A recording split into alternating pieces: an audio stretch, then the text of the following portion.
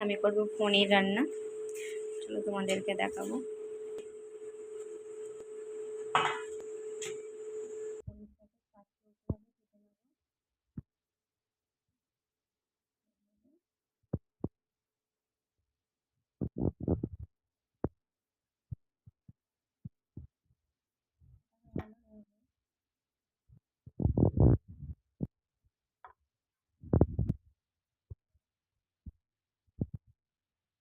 এবার চলে এলাম পোস্ততে, পোস্তটা বেটে নেব।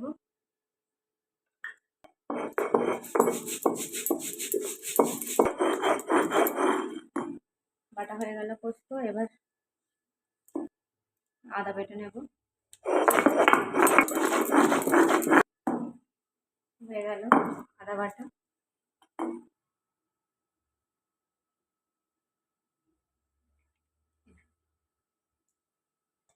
এবার পনিরটা দিয়ে দেবো।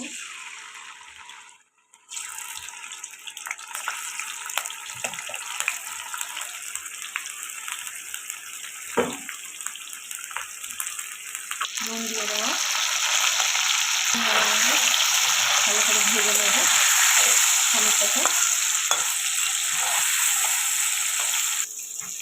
আলুটাকে এবার ভালো করে ভেজে নেবো। ভাজা হয়ে গেছে, এটাকে তুলে নেব।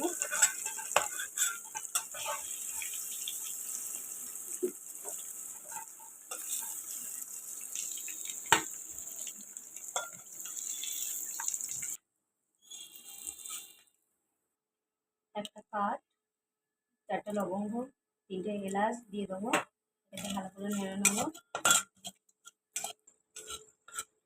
ভালো করে ভেজে নিলাম। এবার দিয়ে দেবো পোস্ত বাটা।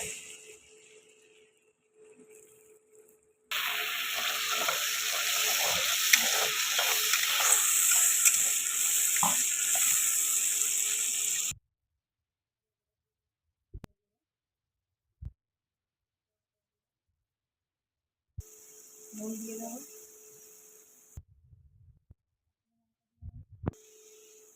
ভালো করে কষে নেবো।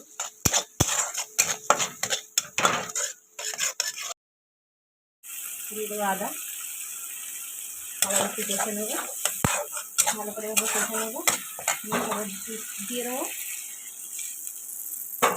আবারও এটাকে ভালো করে নেড়ে ভালো করে কষে নেবো।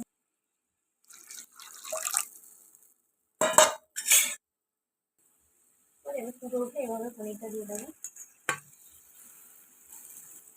আবারও ভালো করে কষে স্বাদ হওয়ার জন্য অল্প পরিমাণে চিনি দিয়ে দেবো।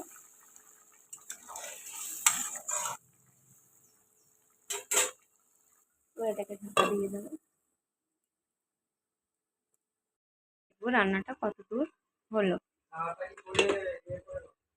এবার আমি দেবো পরিমাণ মতো টমেটো সস। এটাকে আবারও একটু ভালো করে কষে নেব।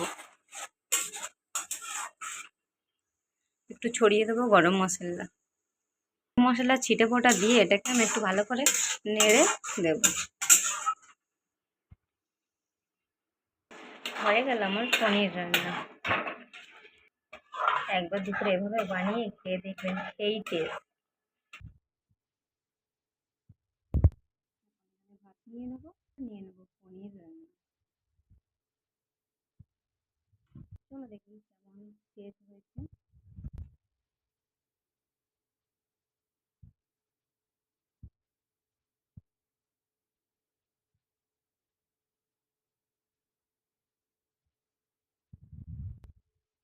ফাটাফাটি হয়েছে, দারুণ মজাদার। একবার বন্ধুরা এইভাবে রান্না করে খেয়ে দেখবেন, দারুণ টেস্ট, দারুণ। তো বন্ধুরা ভালো লাগলে লাইক, কমেন্ট, শেয়ার করতে ভুলবে না কিন্তু।